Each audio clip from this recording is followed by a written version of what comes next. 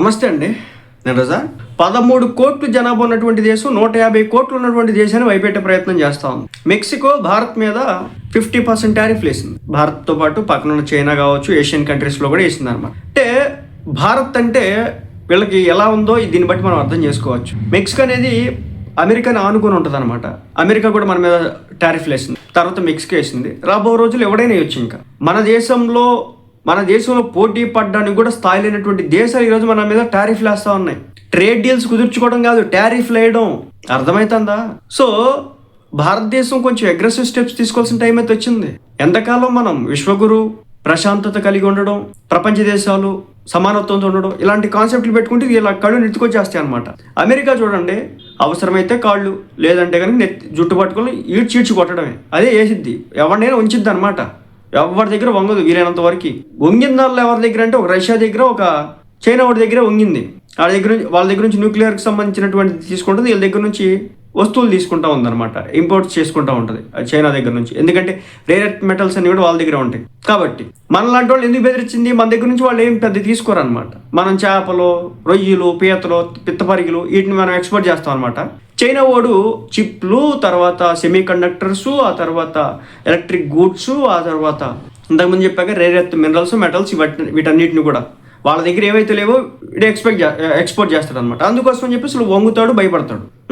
భారత దిగుమతులపై ఉన్న సుంకాలను 50% పెంచేందుకు మెక్సికో సిద్ధమైన సంగతి తెలిసిందే. ఈ టారిఫ్ల పెంపుపై భారత్ స్పందించింది. ఇరు దేశాల ప్రయోజనం చేకూరే విధంగా చర్చలు జరుపుతాం. మన జీవితాంతం చర్చలు జరుపుడే, అది సంగతి.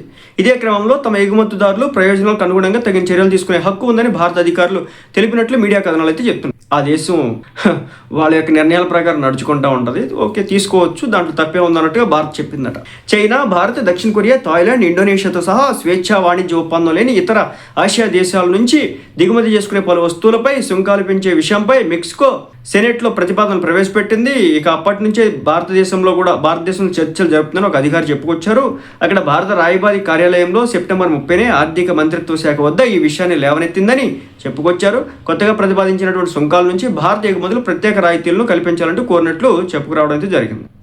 భారత ఎగుమతులు ప్రత్యేక రాయితీలు కావాలని చెప్పేసి కోరారట. మెక్సికోతో భాగస్వామ్యానికి భారత్ ఎంత విలువిస్తుంది? ఎంతసేపు మనం ఈ సాఫ్ట్ మ్యానుఫ్యాక్చరింగ్ హబ్స్ లేకపోతే ఇలాగే ఉంటుంది. ప్రతి ఒక్కరు మనల్ని మింగుతాడు అనమాట. అంటే మన మీద ఆ స్థాయిలో టారిఫ్లు వేస్తున్నారంటే అంటే బేసిక్గా మనం ఇక్కడ నుంచి వెళ్ళేది ఎక్కువ ఏమనుకుంటున్నారు, మన గూడ్స్ ఏమనుకుంటున్నారు? అయితే మెడిసిన్, లేదంటే ఫుడ్ ఫ్యాక్టరీస్కి సంబంధించినటువంటి ప్రోడక్ట్, అంతే. ఇవే ఎక్కువ ఉండేది, ఇంతకు మించి ఏమి ఉండవు మన దగ్గర నుంచి. తినే తిండ్లు, లేదంటే కనుక అంటే ఫిష్, నాన్ వెజ్, వెజిటేరియన్, ఇవి. ఆ తర్వాత మన యొక్క మెడిసిన్, వీటిల్లోనే మనం ఎక్కువగా ఉంటాం అనమాట. మనం ఏదైనా వస్తువుని తయారు చేసి ఇక్కడ నుంచి మ్యానుఫ్యాక్చర్ చేసి ఎక్స్పోర్ట్స్ అంత నడవట్లేదు అనమాట. చైనా దగ్గర నుంచి అందరూ తీసుకుపోతూ ఉంటారు. వాళ్ళు స్థాయికి తగ్గట్టు, కంట్రీకి తగ్గట్టు వాళ్ళు ఎక్స్పోర్ట్ చేస్తూ ఉంటారు. ఇరు దేశాలలోని వ్యాపారులు, వినియోగదారులు ప్రయోజనం చేకూరేలా స్థిరమైన వాణిజ్యం కోసం కలిసి పనిచేసేందుకు సిద్ధంగా ఉన్నామని అన్నారు. ఇరు దేశాల మధ్య స్వేచ్ఛా వాణిజ్య ఒప్పందానికి చర్చలు ప్రారంభించేందుకు చూస్తున్నట్టు వెల్లడించారు. ఇదిలా ఉండగా వాణిజ్య విభాగ ప్రత్యేక కార్యదర్శి కూడా మెక్సికో ఆర్థిక ఉపమంత్రి లూయిస్ రొసాండో మధ్య ఉన్నత స్థాయి సమావేశం జరిగిందట. దీనిపై మరిన్ని సమావేశాలు జరగబోతున్నాయట.